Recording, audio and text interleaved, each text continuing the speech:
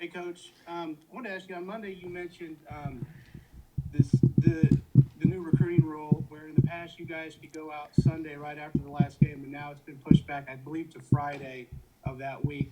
Kind of a two-part question. First off, your thoughts on that rule, and whether you like it or not. And secondly, how does that kind of alter your strategy for the month of December? Since obviously it's an important month, you got a few weeks to kind of maybe not finish off your class, but get the majority of your class kind of on board. Yeah, I'm kind of torn. There's parts of it. I love the fact that we get a chance to be with our own guys right away, spend some time with them. But I don't like the fact that we can't get out and go recruit. There's just such a small window of time, before December signing. It takes a whole week away from you, so that's tough. It's one of those things where there's benefits and negatives to it. So, and the plan is really to maximize time with our guys and being able to go meet with some players and their families as well, whether it's here or whether it's at their place. But didn't we always had to kind of do that within being on the road recruiting. So it definitely makes you have a change in your plans, because what happens is you have to decide, okay, when a guy that's going to be signing in December, you only get, I personally get one visit to them during this contact period. So that's from now until even the second signing. So we got to decide when we use that one. So, and each coach can have one per week during the contact period with each recruit. So that just creates a lot of, it's a compressed time now. You got one less week to do it.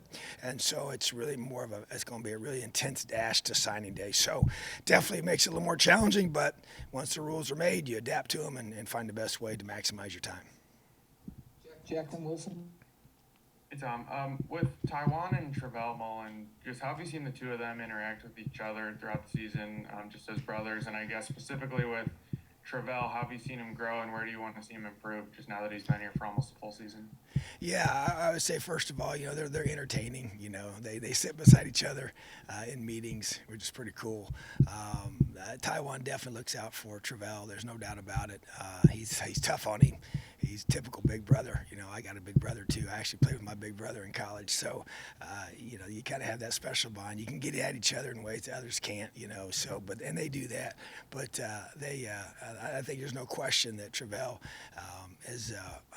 Feels pressured by Taiwan in a good way, to do the little things the right way, and whether it's focus and attention during meetings and practice and all different things. So, and I just want to see him keep growing and developing. Taiwan came in here and played more as a true freshman, and Travell is going to have a chance to really be developed here. This offseason is going to be big for him, to be able to physically get bigger. He's not a very heavy guy. He's taller than Taiwan, but needs to get thicker and stronger. That way, it's going to be huge for him. So, just want to see him continue to grow and develop. And right now, he's been on our scout team and working with those guys, but definitely has of talent that we need to be able to keep developing. And so I'm anxious to see him have a great offseason. Wilson and Zach.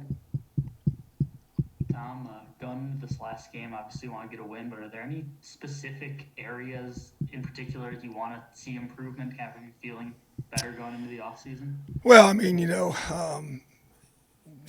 the win. I mean, that's the focus, and that makes everything feel different in the off season. But yeah, you want to see your team progress. You want to see your guys that you got coming back, finish on a strong note and see kind of where they've gotten to, and now you got a launching pad to take them to another level in the off season. So you definitely want to see your big men up front finish strong. We got a lot of young guys who've been playing offensively up front, and then even on the D line, just getting those guys to be able to finish well and finish strong. And then just the young guys that are playing, all the guys that are coming back, you want to see them have, a confidence to them entering the off season to be able to create the momentum you need to be able to keep your program moving where you want it to be. So, yeah, it's a lot of different things without question, but man, the bottom line goal is to win this game.